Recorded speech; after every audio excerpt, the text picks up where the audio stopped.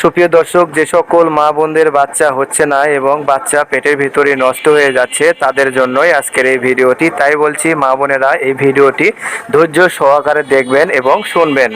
সবার আগে আমার স্ক্রিনের সামনে আপনারা যে গাছটিকে দেখতে পাচ্ছেন, এই গাছটি অনেকেই চিনেন, আবার কিন্তু অনেকেই চিনেন না।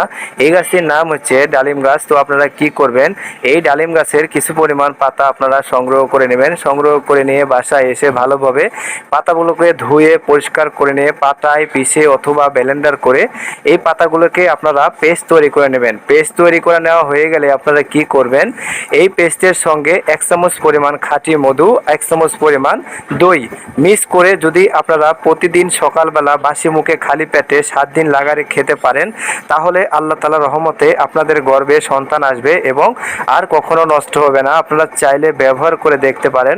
অবশ্যই সৃষ্টিকর্তার উপরে বিশ্বাস রেখে আপনারা এই কাজটি করবেন, দেখবেন যে আপনাদের গর্ভে সন্তান আসবে। প্রিয় দর্শক, আপনারা চাইলে ব্যবহার করে দেখতে পারেন। এই ডালিম গাছের পাতার কোনো পার্শ্ব প্রতিক্রিয়া নাই, কোনো ক্ষতি নাই।